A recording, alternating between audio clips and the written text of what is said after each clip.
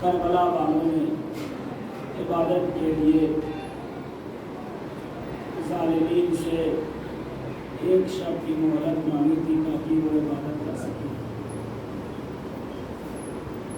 آج کی شب نہایتی دل خراش شب ہے جس میں روئے زمین پر موجودہ ہر چیز نے غم منایا ہے، غم کا اظہار کیا ہے۔ نہیں معلوم یہ دور کتنی تیزی سے ترقی کر رہا ہے اور ترقی کی جانب بڑھ رہا ہے، ساتھ ہی میں وہ آداب اور اعضاء کے وہ جو رسومات تھے وہ آہستہ آہستہ ہمارے اور آپ کے درمیان سے ختم ہوتے جا رہے ہیں، جبکہ اعضاء کا ادب یہ ہے کہ آپ اگر اپنے بزرگان سے پوچھیں، کوئی لوگ بھی جواب کے درمیان عمر دراز حضرات ہیں، ان سے آپ پوچھیں کہ جب ان کا دور تھا تو وہ کیسے غم مناتے تھے، کیسے استقبال اعضاء کرتے تھے۔ روایت میں درج ہے، شیخ صدوق علیہ الرحمہ ارشاد فرماتے ہیں کہ ماہ اعضاء کو ویسے مناؤ کہ جیسے منانے کا حق ہے۔ بزرگان لوگ ماہ اعضاء کا جب انعقاد کرتے تھے تو حالت یہ ہوتی تھی کہ گریبان کو چاک کر لیتے تھے اور اپنی آستینوں کو الٹ لیتے تھے اور خواب ارادہ رہتے تھے۔ اور کوشش کرتے تھے کہ اپنی ویسی صورت بنائیں، اپنے آپ کو ویسا کریں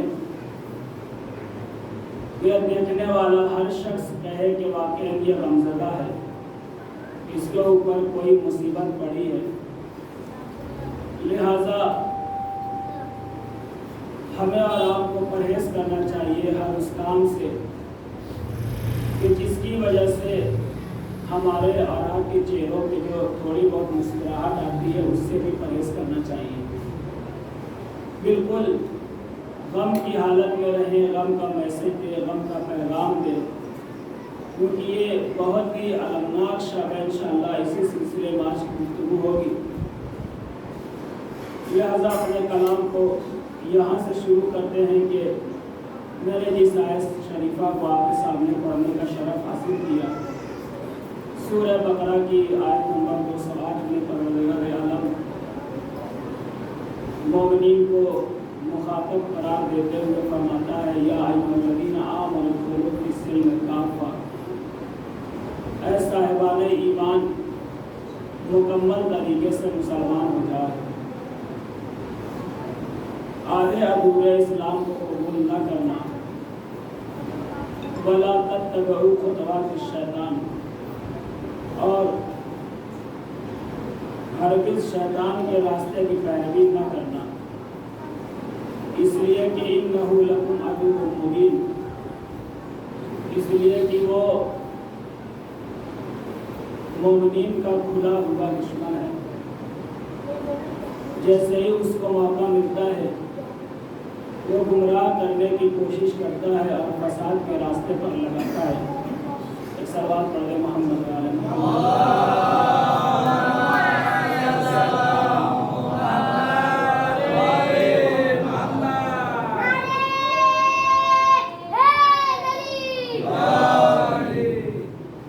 فساد کے راستے پر لگاتا ہے اور گمراہ کرتا ہے۔ لہذا صاحبان ایمان کو چاہیے کہ وہ اپنے آپ کو ایسے منظم کرے، اپنے آپ کو تقویٰ کے راستے پر ایسے لگائیں کہ شیطان ان کو گمراہ نہ کر سکے۔ اب وہ لوگ کہ جن کے یہاں ایمان کی کمزوری پائی جاتی ہے، وہ ایک بات ہمیشہ کہا کرتے ہیں، ان کی زبان پر یہ فکرہ جاری رہتا ہے کہ اسلام نے ہمارے اوپر کتنی زیادہ پابندیاں لگا رکھی ہے۔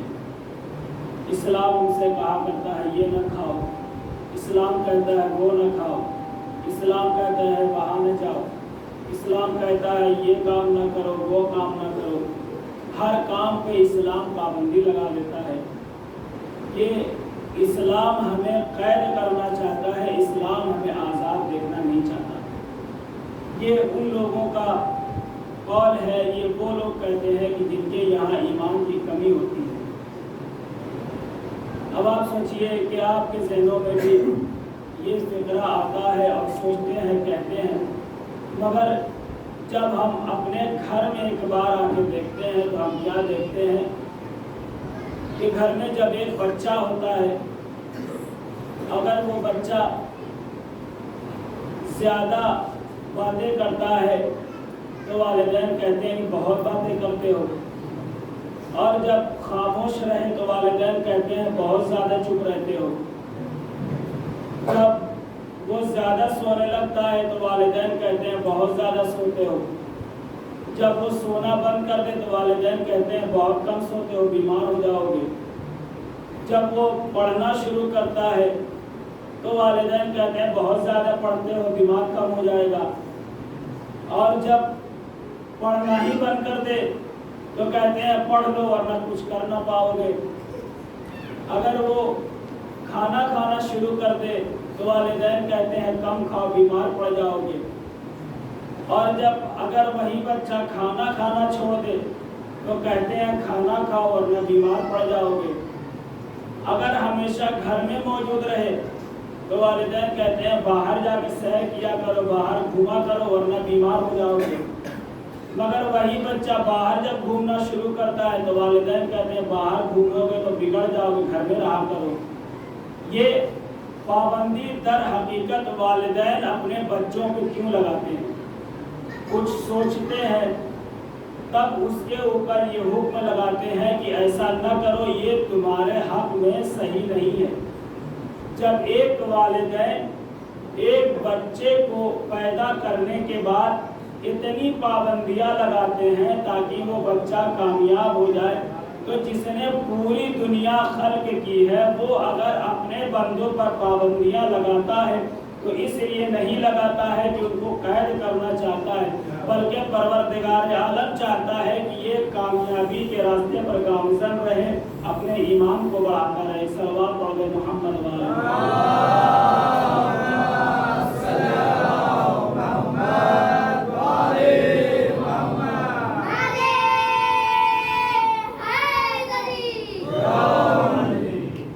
اسلام کا مقصد کہیں سے بھی گھر میں مقید کرنا نہیں ہے، قید کرنا نہیں ہے، اور نہ ہی انسان کو اتنا چھوڑ دینا ہے کہ وہ گمراہی کے راستے پر چلا جائے، بلکہ اسلام نے ایک درمیانی راستہ اختیار کیا ہے۔ جن کا ایمان کمزور ہوتا ہے وہ ان قوانین میں عیب نکالتے ہیں، اور جن کا ایمان مضبوط ہوتا ہے انہی قوانین میں وہ اپنی کامیابی کا راستہ ڈھونڈ لیتے ہیں۔ لہذا ایمان کا مکمل ہونا ضروری ہے۔ آج کی شب وہ شب ہے کہ جس میں زیادہ فضائل بھی نہیں بیان کیا جا سکتا، غم کی شب ہے، لہذا ہم ساری باتوں کو چھوڑتے ہوئے کہ ایمان جب مکمل ہوتا ہے تو وہ گواہی دینے کو تیار ہوتے ہیں۔ کربلا میں اتنے سارے لوگ آئے تھے، جو بھی وہاں موجود تھے سب اپنے اپنے ایمان کی گواہی دے رہے تھے، اپنے ایمان کے مکمل ہونے کا ثبوت دے رہے تھے۔ اتنا ثبوت دیا کہ امام نے یہ ارشاد فرمایا، انی لم اعلم اصحابا اوفا ولا خیرا اصحاب من اہل بیتی و اوصلا و اوفر من اصحابی۔ انہوں نے ایسا کردار پیش کیا کہ امام حسین نے یہ کہا کہ جیسے صحابی مجھے ملے ہیں ویسے صحابی نہ میرے بابا کو ملے، نہ میرے نانا کو ملے، اور نہ ہی میرے بھائی حسن کو ملے۔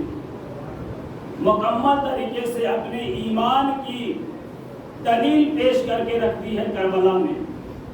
اب آپ تاریخ میں دیکھیں گے کہ یہ رسول نے جو یہ بات کہی ہے، اچھا سب سے پہلے یہ دیکھ لیں کربلا میں جو معرکہ پیش آیا ہے، جو جنگ ہوئی ہے، اگرچہ یہ دنیاوی اعتبار سے جنگ ہے ورنہ اس کو جنگ کا نام نہیں دیا جا سکتا۔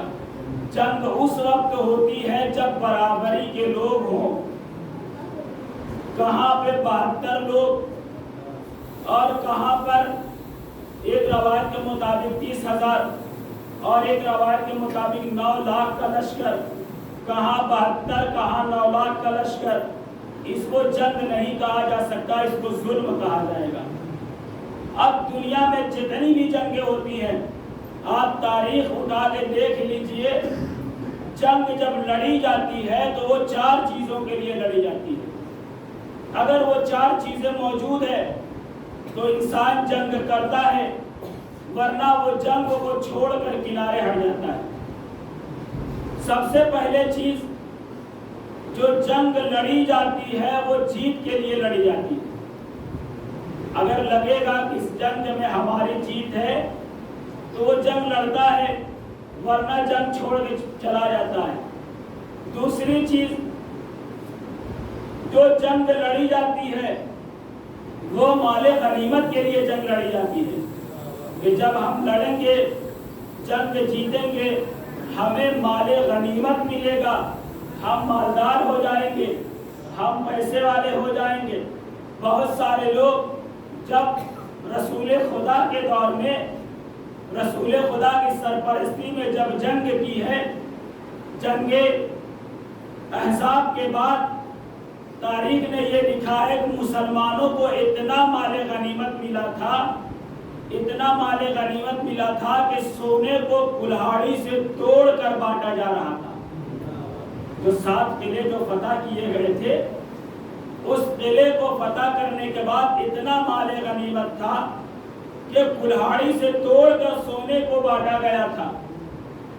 और फिर उम्मुल मोमिनीन से ये भी रवायत है और अब्दुल्ला इब्न अब्बास से भी ये रवायत है कि इस जंग से पहले हमने कभी पेट भर खजूर न खाई थी, मगर इस जंग के बाद हमने पेट भर के खजूरें खाई है।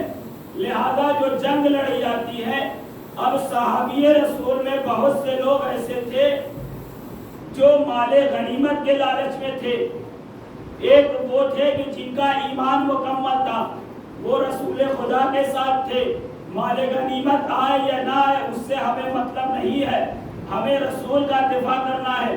दूसरी चीज जो बयान की, माले गनीमत, अगर माले गनीमत ना पाई जाती हो तो कोई जंग में जाने को तैयार ना होगा।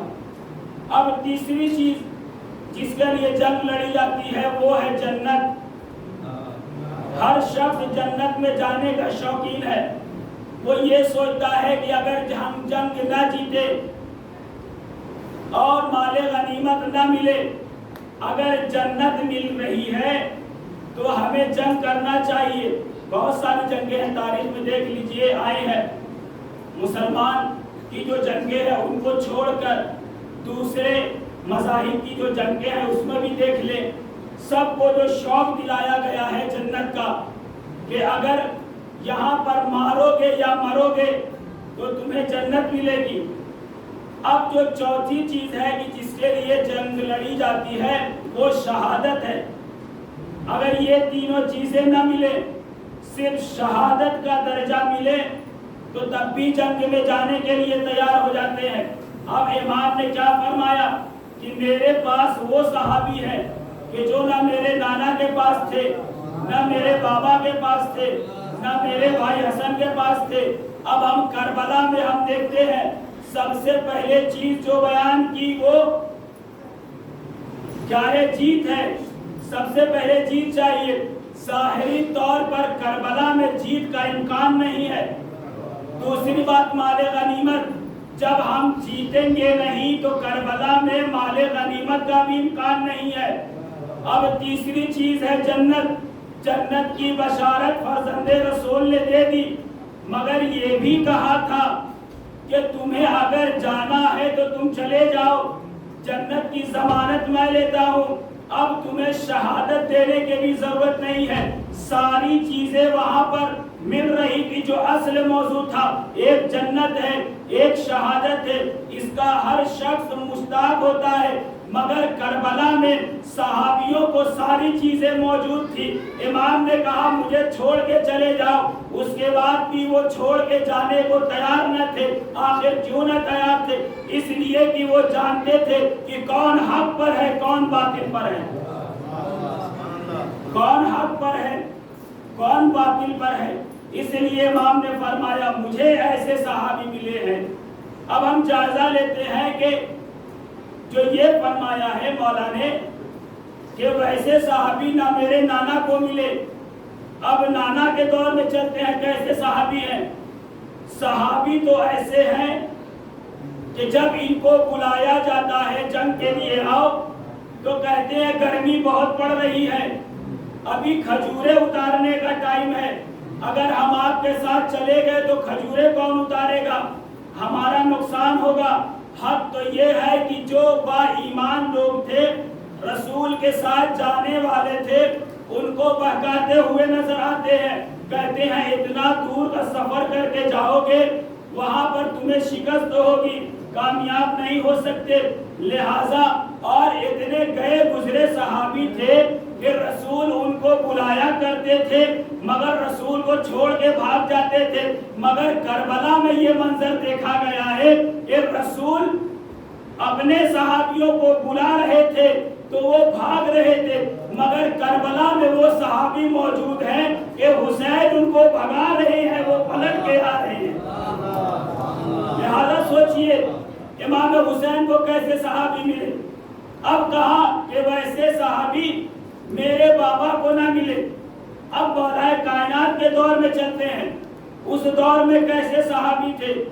उस दौर में मौलाए कायनात को ऐसे सहाबी मिले کہ مولا کائنات نے کہا اے کاش میں تم کو دیکھتا ہی نہیں، میں تم کو پہچانتا ہی نہیں، میری تم سے کوئی ملاقات نہ ہوتی۔ امیر شام سامنے کھڑا ہوا ہے، موقع ہے جنگ کرنے کا، مگر لوگ گھر میں بیٹھے ہیں۔ نہج البلاغہ میں مولا کائنات نے شکوہ کیا یہ کیسی مخلوق ہے، جب ان کو بلاتا ہوں تو کہتے ہیں کہ گرمی پڑ رہی ہے، جب ٹھنڈک میں بلاتا ہوں تو کہتے ہیں ابھی آرام کا وقت ہے، ہمیں اپنے بچوں کے ساتھ رہنے دیجئے۔ مولا کہتے ہیں کہ تم کیسی مخلوق ہو۔ ادھر امیر شام میں لوگ ایسے موجود ہیں، ایسے صحابی موجود ہیں، وہ باطل پر ہونے کے باوجود بھی ایک ساتھ ہے، مگر تم حق پر ہونے کے باوجود بھی الگ الگ ہو، میری بات کو نہیں مانتے۔ اب کربلا میں دیکھیے کیا موسم ہے، کتنی گرمی ہے، اتنی گرمی ہے کہ اگر ایک چنا بھی زمین پر گرا دیا جائے تو وہ بھون جاتا تھا، ایسی گرمی تھی، ایسا معرکہ تھا کہ جس میں جنگ کرنا واقعی مشکل تھا۔ اب ایک صحابی مولا کائنات کے تھے کہ جن کو جنگ کے لیے بلاتے تھے وہ تیار نہ ہوتے تھے، اور حسین کے وہ صحابی تھے کہ کچھ صحابیوں کو بلانے کی ضرورت ہی نہ پڑی، غیر مذہب والے حسین کی طرف آ رہے ہیں۔ یہ فضیلت تھی کہ جو امام نے کہا تھا کہ جیسے صحابی مجھے ملے، نہ میرے نانا کو ملے، نہ میرے بابا کو ملے، نہ میرے بھائی حسن کو ملے۔ اب ہم امام حسن کے دور میں دیکھ لیتے ہیں کیسے صحابی موجود ہیں۔ امام حسن کے صحابی ایسے ہیں، یہ صحابی جب بات ہوتی ہے یہ سارے لوگ کی بات نہیں ہوتی، یہ بات ان کی ہوتی ہے کہ جن کا ایمان مضبوط نہیں ہے، ورنہ رسول خدا کے صحابیوں میں بھی ایسے ایسے صحابی موجود تھے کہ جان نہ تھی مگر لڑنے کو تیار تھے۔ اور مولا کائنات کے پاس بھی مالک اشتر جیسا شیر موجود ہے، بہت سارے صحابی موجود ہیں جو جنگ کے لیے ہمہ وقت تیار ہیں، مگر حسین کے پاس جو صحابی موجود تھے اس میں کوئی بھی انکار کرنے والا موجود نہ تھا۔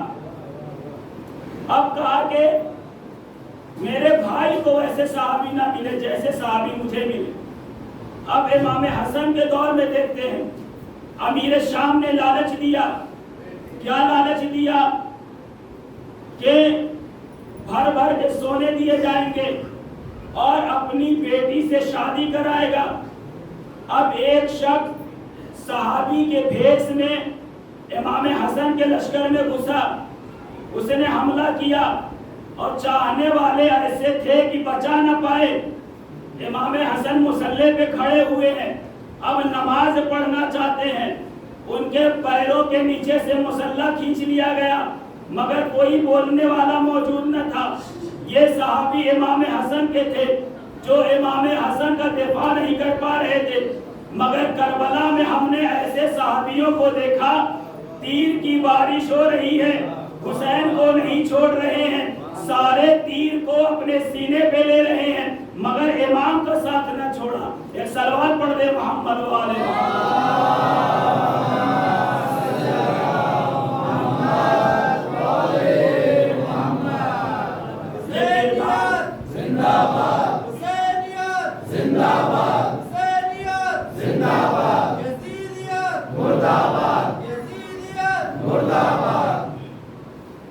لہذا جب یہ سارے کردار کربلا میں آ گئے، صحابیوں نے بتا دیا کہ ہمارا کردار کیا ہے، تو امام کو کہنا پڑا کہ جیسے صحابی مجھے ملے، نہ میرے نانا کو ملے، نہ میرے بابا علی مرتضیٰ کو ملے، نہ میرے بھائی حسن مجتبیٰ کو ملے، یہ کردار پیش کر کے رکھا تھا۔ اور پھر جو کربلا میں لوگ موجود تھے انہوں نے ایک صلوات پڑھ دے محمد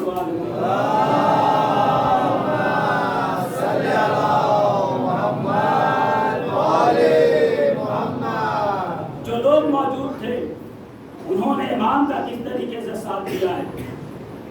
کربلا کا میدان ہے، شب دہم ہے، سارے صحابی موجود ہیں. بس ایک مرتبہ جناب زینب سلام اللہ علیہا نے کہا بھیا کیا آپ نے ان کو آزما لیا ہے؟ کہیں ایسا تو نہیں ہے کہ یہ چھوڑ کے چلے جائیں، جیسے بابا کو چھوڑ کے گئے تھے، جیسے نانا کو چھوڑ کے گئے تھے، آپ نے ان کی آزمائش تو کر لی ہے. تو اس وقت صحابی حسین باہر کھڑے تھے، انہوں نے یہ سنا.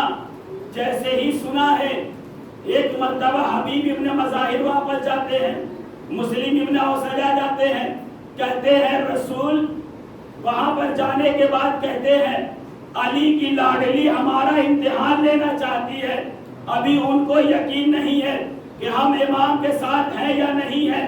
بس سارے لوگ خیمے کے پاس آ کر جمع ہو جاتے ہیں، اپنی تلواریں گردنوں پر رکھ دیتے ہیں، کہتے ہیں اے شہزادی اگر آپ کہیں تو ہم یہیں پر اپنا سر کاٹ کے آپ کے سامنے رکھ دے، ہم امام کا ساتھ دیں گے، ہم امام کو چھوڑ کے جانے والے نہیں ہیں. اب کربلا کے میدان میں امان نامہ بھی آیا ہے. تاریخ نے یہ لکھا ہے امان نامہ بھی آیا. کس کے لیے آیا؟ جو رشتہ دار تھے، ایک عثمان بن علی، عباس بن علی اور دو شخصیت موجود ہیں جن کے لیے 4 شخصیتوں کے لیے وہاں پر امان نامہ آیا. مگر جو امان نامہ سب سے پہلے آیا مولا عباس کے ہاتھ میں آیا. اب لوگ یہ کہتے ہیں کہ عباس جو تھے بنی کلاب سے تھے، شمر بھی بنی کلاب سے تھا. اب شمر نے سفارش کی تھی، امان نامہ ملا، امان نامہ لے کے آیا شمر. عباس سے کہا کہ میں آپ کے لیے امان نامہ لایا ہوں، مگر عباس نے امان نامے کو قبول نہ کیا. رسول خدا کا رشتہ دار بھی ابو لہب تھا، مگر پروردگار عالم نے ابو لہب کا رشتہ رسول سے کاٹا. کس طریقے سے کاٹا؟ تبت یدا ابو لہب کے ہاتھ ٹوٹ جائیں. کیوں؟ اس لیے کہ اللہ نے اس رشتے کو ہاتھ توڑ کر کاٹ دیا کہ ابو لہب کے ہاتھ ٹوٹ جائیں. جب عباس کے پاس شمر امان نامہ لایا ہے تو عباس نے کہا تبت یدا، تیرے دونوں ہاتھ ٹوٹ جائیں. جیسے اللہ نے رسول کا رشتہ ابو لہب سے کاٹا تھا، ویسے ہی عباس نے اپنا رشتہ شمر سے کاٹا. تم بھی وہیں پر ہو جہاں پر ابو لہب تھا. جب تم نے اپنے وقت کو امام کو نہ پہچانا تو تمہارا امان نامہ کس کام کا؟ تم میرے لیے تو امان نامہ لائے ہو مگر میرے آقا کے لیے امان نامہ نہ لائے. ایک صلوات پڑھ دے محمد و آل محمد.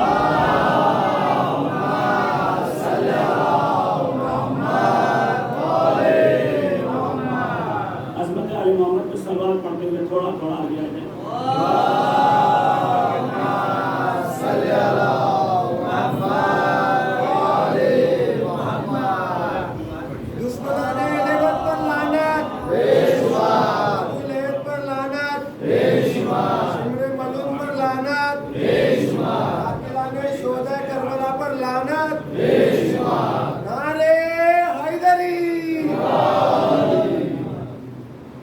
کربلا میں عباس نے اپنے رشتے کو کاٹ دیا. جس قینچی سے اللہ نے رشتہ کاٹا اسی قینچی سے، اسی انداز سے عباس نے اپنا رشتہ شمر ملعون سے کاٹا. اب صحابی موجود ہیں، سارے لوگ کربلا میں موجود ہیں، سب بیٹھے ہوئے ہیں. امام نے شمع جلا رکھی ہے، شمع جل رہی ہے، سارے پروانے بیٹھے ہوئے ہیں. حسین کے چاہنے والے اصحاب حسین جمع ہو کر بیٹھے ہیں، شمع جل رہی ہے. حسین نے کہا کہ میں تم لوگوں کے اوپر سے اپنی بیعت کو اٹھاتا ہوں، یہ لوگ میری جان کے دشمن ہیں، تم یہاں سے چلے جاؤ. مگر جانے کو تیار نہ تھے. بس امام نے شمع کو بجھا دیا، کہا کہ اجالے میں جاتے ہوئے شرم آ رہی ہے تو میں نے اندھیرا کر دیا ہے، اب اٹھ کر چلے جاؤ.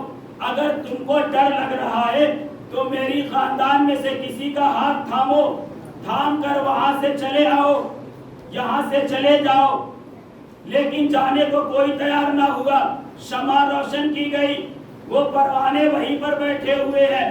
دنیا کے پروانے ہوتے ہیں جو شمع بجھنے کے بعد فرار کر جاتے ہیں، مگر یہ کربلا کے پروانے ہیں۔ شمع بجھ کے روشن ہو گئی، مگر کوئی اپنی جگہ چھوڑنے کو تیار نہ تھا، کوئی اپنی جگہ چھوڑنے کو تیار نہ تھا۔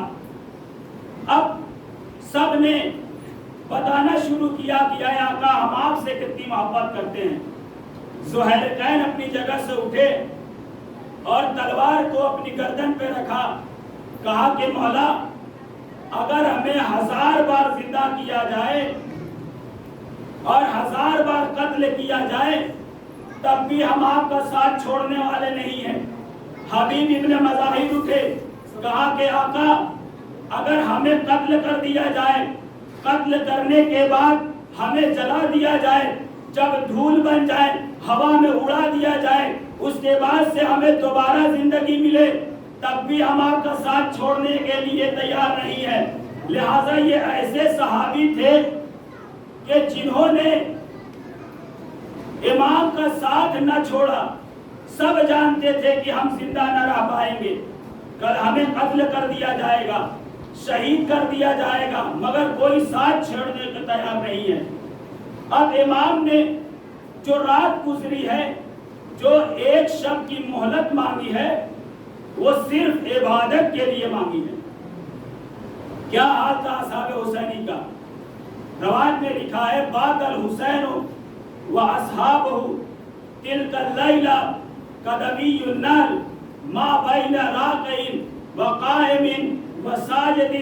اصحاب حسین نے، خود حسین اور اصحاب حسین نے رات کو اس طریقے سے گزارا، رات کو ایسے گزارا ہے کہ کوئی رکوع میں ہے، کوئی سجدے میں ہے، کوئی قیام کی حالت میں ہے، اور وہاں سے آواز ایسے آ رہی تھی جیسے شہد کی مکھیوں کے چھتے سے بھنبھناہٹ کی آواز ایسے آ رہی تھی، ویسے ہی خیام حسینی سے آوازیں بلند ہو رہی تھی۔ یہ کربلا میں کردار کی جنگ تھی، ایک طرف لشکر یزیدی ہے، ایک طرف لشکر حسینی ہے۔ لشکر حسینی میں کردار کو سیکل کیا جا رہا تھا، کردار کو سنوارا جا رہا تھا، مگر لشکر یزیدی میں خنجر کو تیز کیا جا رہا تھا۔ ادھر آمادے تھے کہ کس طریقے سے گلا کاٹا جائے، ادھر حسین بتا رہے تھے کس طریقے سے کردار سے وار کیا جائے۔ لہٰذا وار دونوں طرف سے ہوگا، ایک طرف سے تلوار و خنجر سے وار ہوگا، ایک طرف سے کردار سے وار ہوگا۔ جب خنجر سے وار ہوگا دنیا یہ سوچ رہی تھی کہ لشکر یزیدی جیت گیا، مگر کردار والوں نے بتایا ظاہری طور پر تو یزید جیت گیا ہے، مگر ہم نے جو کردار سے وار کیا ہے 14 سال گزر جائیں گے، قیامت کا وقت آ جائے گا، مگر کوئی کربلا کو نہ بھولنے پائے گا۔ ایک صلوات پڑھ دے محمد وآل محمد۔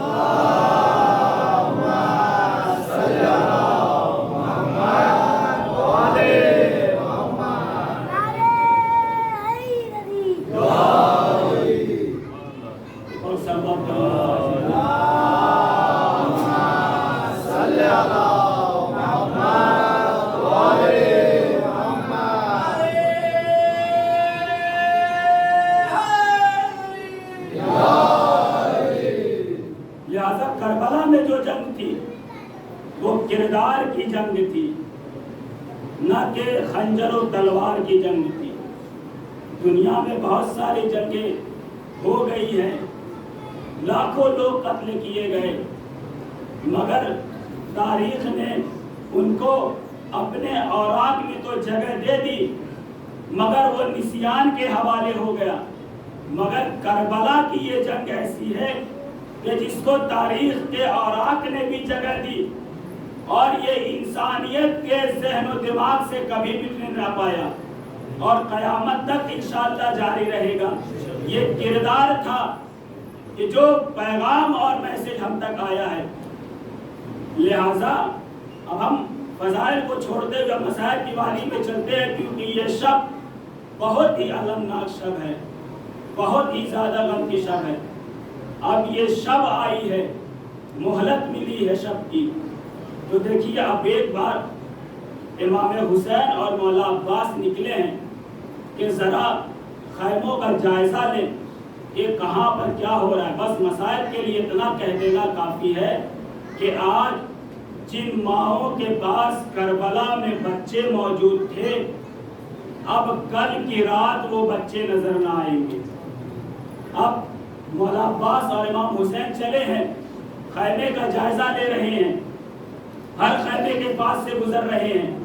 एक खैमे के पास पहुंचे तो एक माँ ये आवाज देती है, बेटा मोहम्मद, कल मामू पे जान फिदा करना है। बेटा ऐसा न करना कि मुझे शर्मिंदगी महसूस हो। थोड़ा और आगे बढ़े, एक खैमे के पास पहुंचे तो वहां से क्या सुना, एक माँ कहती है, बेटा कासिम, कल सबसे पहले अपनी जान को अपने चचा पे कुर्बान करना। ऐसा ना हो कि कल मैं तुम्हारे वालिद के सामने शर्मिंदा हूँ। थोड़ा और आगे बढ़े, एक और खैमे के पास पहुंचे तो क्या देखा, वो कहती है, ऐ मेरे लाल, तुम हम शक्ल पैगंबर हो, हम शबीह पैगंबर हो, मगर मेरे लाल अपने बाबा का ख्याल रखना। अब इमाम हुसैन खैमे के पास पहुंचे, बहुत ही अजीब गरीब जुमला है, सुनिएगा और तवज्जो कीजिएगा। हर वो माँ के जिसके गोद में एक बच्चा है, अपने बच्चे को लिए हुए बैठी है, वो सुनेंगी। जब इमाम हुसैन एक खैमे के पास पहुंचे तो एक माँ रो रही है। क्यों रो रही है? वो बयान कर रही है, मेरे लाल, तुम तो इतने छोटे हो कि अभी घुटनियों के बल नहीं चल सकते। तुम अपने बाप की मदद करने कैसे जाओगे? तुम अपने आका की मदद कैसे करने जाओगे? बस थोड़ा और आगे बढ़े, एक और खैमे के पास पहुंचे, देखा एक ज़ईफा बैठी है जो गिरिया कर रही है और कह रही है, काश मेरे पास भी कोई औलाद होती, मैं आका पे कुर्बान कर देती। अरे वो कौन है? वो जनाबे फिस्सा है जो खैमे में बैठ के रो रही है। कहा जाता है ना, करबला में जिन माओं के पास बच्चे थे वो कुर्बान करने को तैयार थे। अरे जिनकी गोदियों में बच्चे न थे वो अपनी किस्मत पे रो रही थी, ऐ काश मेरे पास कोई बच्चा होता। अब अब्बास ने जैसे ही ये जुमला सुना, खैमे में दाखिल हो गए। कहा, अम्मा फिस्सा, आप परेशान न होइएगा, अरे मैं आपकी तरफ से कुर्बानी पेश करूंगा। लो आज़ादारो, ये समा था। अब हिलाल इब्ने नाफे के साथ इमाम हुसैन मैदान का गश्त करते हैं। जब गश्त करते हैं तो इमाम ने एक एक जगह दिखाई, यहाँ पर कासिम के जिस्म के टुकड़े किए जाएंगे, यहाँ पर अकबर बर्छी खा के गिरेगा, यहाँ पर अब्बास अपने दोनों शानों को कटाकर सोया रहेगा। ये वो नशेब है कि जहाँ पर मैं गिरूंगा। एक बार हिलाल ने सोचा, अरे उस जगह पर जाकर दीदार कर ले, मगर हिलाल ने कहा, ऐ आका, जब मैं वहाँ पढ़ना चाहता हूँ तो किसी बीबी के रोने की आवाज आती है। कहा, ऐ हिलाल, अरे तुमने नहीं पहचाना, अरे वो मेरी माँ है। अरे जब से हम मदीना से चले हैं, टूटी हुई पसलियों को थामे हमारे पास आ रही है। खुदा आपको कोई गम न दे सिवाय गमे सैयद शुहदा के। खुल के रोइएगा, जितना ज्यादा हो सके पूछा दीजिएगा, न जाने अगले बरस हम जिंदा रहे या न रहे। कितने लोग ऐसे हैं जो दरमियान से गुजर गए, उनके पास मौका नहीं है कि वो रो सके। दिल खोल के रोइएगा, आवाज को दबा के ना रोइएगा। बस एक वाकया आपसे करना है और आपकी सहमत तमाम। तारीख ने ये लिखा है कि जब रोजे आशूर मौला अब्बास जनाब ज़ैनब के खैमे में आए हैं, आने के बाद कहा, मुझे जंग में जाने की इजाजत दीजिए। और किस हालत में आए? अपने हाथों को जोड़ लिया, शहजादी के सामने बैठ गए, कहा, मुझे इजाजत दीजिए, मगर इजाजत नहीं मिलती। एक बार कहा, अब्बास, मैं एक वाकया सुनाना चाहती हूँ, जरा उस वाकये को सुन लेना। कहा, शहजादी बताइए क्या वाकया है? कहा, वाकया ये है कि एक बार हम बाबा के साथ कूफा आ रहे थे। जब कूफा में पहुंचने वाले थे तो बाबा ने कहा था, अभी काफिले को यहीं पे रोक दो, जब रात हो जाएगी तब कूफा में वारिद होंगे। امام حسن نے قافلہ روکا، بھائی حسن نے قافلہ روکا، وہاں پر ہم رکے رہے۔ جب رات ہو گئی ہے تو ہم کوفہ میں وارد ہوئے۔ جب کوفہ میں وارد ہوئے ہیں تو اونٹ کی مہار کو بابا نے تھام لیا۔ اب بابا لے کر چلے ہیں۔ اب جیسے جیسے آگے بڑھتے جاتے ہیں اونٹ کو روکا، کہا زینب محمل کا پردہ ہٹاؤ۔ جب میں نے محمل کا پردہ ہٹایا تو ایک بار بابا نے کہا زینب ارے ذرا دھیان سے دیکھو، یہ کوفے کا بازار ہے۔ مجھے سمجھ نہ آیا آخر بابا کہنا کیا چاہتے ہیں۔ کچھ دور اور بڑھے، ایک بار کہا زینب محمل کا پردہ ہٹاؤ۔ پھر میں نے محمل کا پردہ ہٹایا، کہا کہ زینب ذرا اس کو پہچان لو، ارے یہ کوفے کا چوک ہے۔ پھر تھوڑا آگے بڑھے، ایک مرتبہ بابا نے کہا زینب ذرا محمل کا پردہ اٹھاؤ اور اسے پہچان لو، ارے ان گلیوں کو ذرا دھیان سے دیکھو زینب۔ مجھے سمجھ نہ آیا آخر کیا بات ہے، ماجرا کیا ہے۔ جب اونٹ کو بیٹھایا گیا میں محمل سے باہر آئی تو ایک مرتبہ میں نے ہاتھ جوڑ کر کہا بابا اگر آپ کو بازار دکھانا ہے تو مولا عباس کو دکھائیے، اگر بازار دکھانا ہے تو بھیا حسین کو دکھائیے، اگر بازار دکھانا ہے تو بھیا حسن کو دکھائیے۔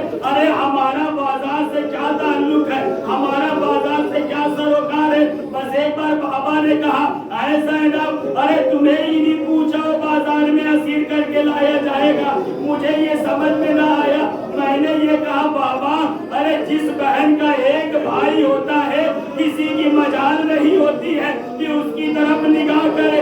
ارے میرے تو 18 بھائی ہیں، ارے جس میں عباس جیسا بھائی ہے، حسین جیسا بھائی ہے، کون مجھ پہ ظلم کرے گا؟ مگر عباس اب جب تم مجھ سے اجازت لینے کے لیے آئے ہو مجھے سمجھ میں آ گیا کہ بابا کا یہ جملہ کیوں تھا۔